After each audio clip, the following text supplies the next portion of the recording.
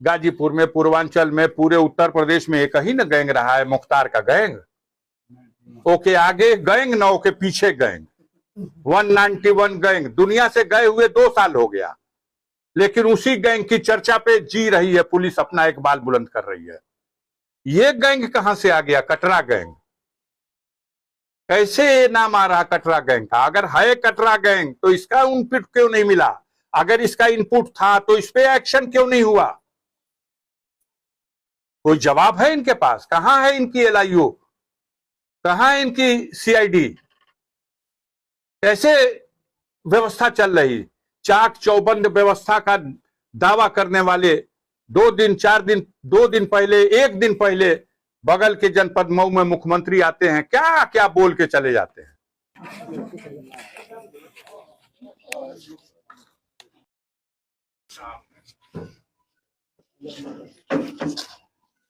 हम लोग आपके दुख में आपके साथ हैं और बहुत बुरा हुआ है आपके साथ। जो अन्याय हुआ है न्याय दिलाने का प्रयास किया जाएगा और आपको भी न्याय कराना है।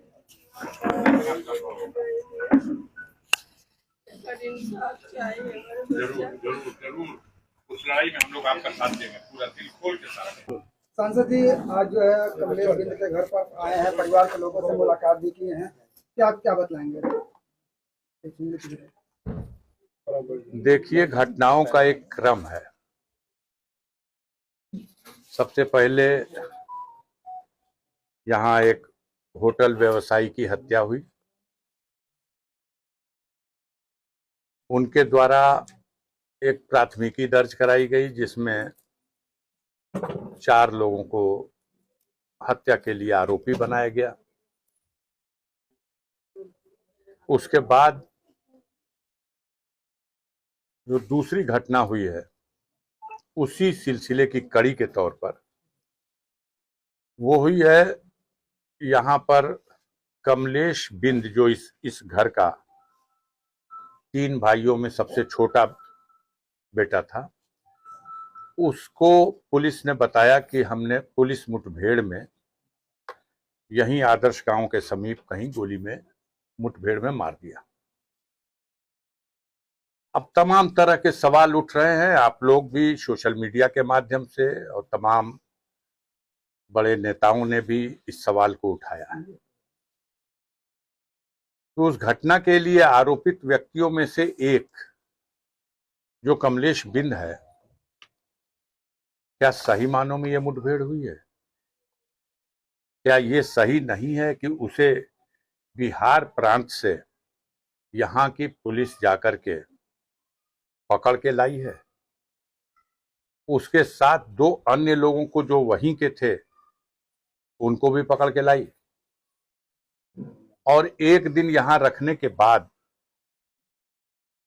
दूसरे दिन उसको फर्जी पुलिस मुठभेड़ दिखा के गोली से मारकर एक तरह से उसकी हत्या कर दी गई। अब उसके बाद इसी घटना की सिलसिले की आगे कड़ी यह है, जब फर्जी मुठभेड़ दिखाई गई, आक्रोश स्वाभाविक था। दूसरे दिन पोस्टमार्टम की कार्रवाई संपन्न करने के बाद जब लाश परिजनों को सौंपने के लिए लोग आए, तो परिवार के तो सारे जिम्मेदार लोग उस पिकअप गाड़ी में बैठ करके जिसमें लाश आई है उसी गाड़ी में थे, लाश के साथ ही थे। हमें तो बताया गया, जो सत्य भी यही है और ये भी सीसीटीवी फुटेजेस से प्रमाणित हो जाएगा। प्रशासनिक अधिकारियों के, उन्हीं पुलिस वालों के किसी गाड़ी का, वाहन का एक ड्राइवर, उसने इस घटना को इस ट्विस्ट कर दिया। हुआ ये कि उसने, जब लोग लाश लेके आए, शोर शराबा, रोना पीटना, मातम मचा हुआ था, तब कुछ लड़के वीडियो बना रहे थे इस दृश्य का, और उस ड्राइवर ने एक 14 साल के लड़के के हाथ से वीडियो छीन लिया। जब उसने वीडियो छीना है, तब उसके बाद उसी लड़के के साथ जो 2-4 और लड़के थे, कौन 12 साल, कौन 14 साल, कौन 13 साल, इन लड़कों ने ढेला चला दिया। परिवार के जिन लोगों को इस घटना के लिए नामित कर दिया गया और धमकी दी जा रही, रासुका लगा देंगे, और 100 और लोगों को जैसे लगता है कि अब इस बिंद समाज के लोगों को इस व्यवस्था में अब समाज में जीने का आप अधिकार नहीं देने देंगे।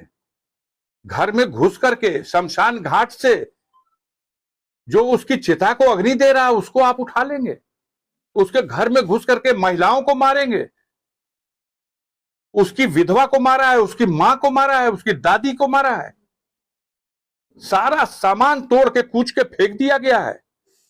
अन्याय अत्याचार की पराकाष्ठा हो गई। उत्तर प्रदेश सरकार के काबीना मंत्री संजय निषाद ने भी इस पर सवाल उठाया है कि अगर उसकी विधवा ये कहती है तो उसको पकड़ के लाया गया, मेरे सामने मारा पीटा गया और बाद में ले आकर इनकाउंटर किया गया, तो इसकी जांच होनी चाहिए। जांच कैसे होगी?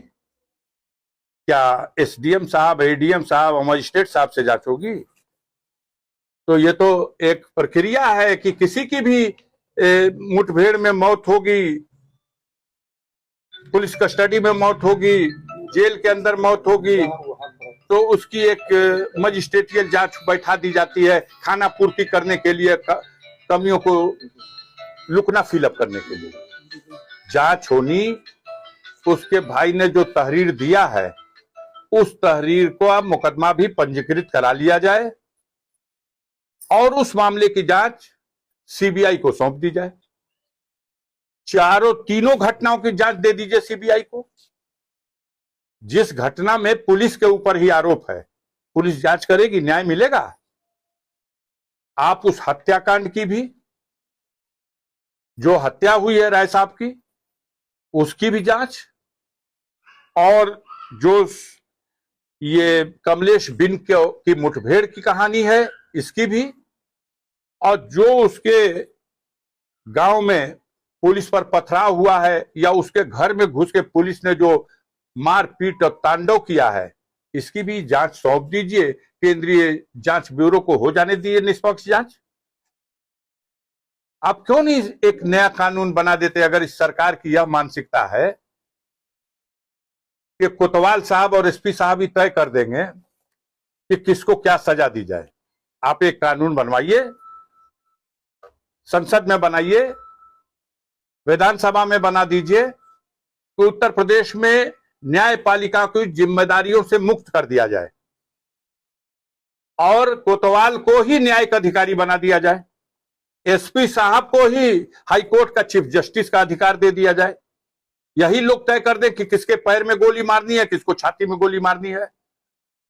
यहां जो ढेलवास की घटना हुई, इसका इनपुट क्यों नहीं मिला था पुलिस को? क्या कर रही थी यहां की सीआईडी और एलआईओ? जो होटल पे मर्डर हुआ उसका इनपुट क्यों नहीं मिल रहा था पुलिस को? यहां किसी भी समय इस तरह की घटना हो सकती है। कप्तान साहब कहते हैं कि कुछ घटनाओं का इनपुट मिल जाता है, क्यों नहीं इनपुट मिला?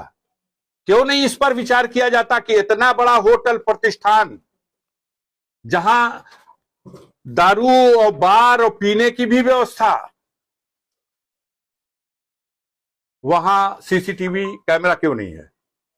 पूरे गांव में गरीबों का आरोप है कि 12 बजे रात तक और उसके बाद तक होटल के ऊपर तमाम तरह के आरोप लग रहे हैं।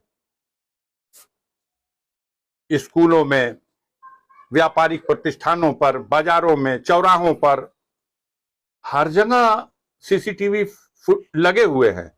आखिर ये चमत्कार ही है कि जहां बार भी है वहां सीसीटीवी फुटेज नहीं है।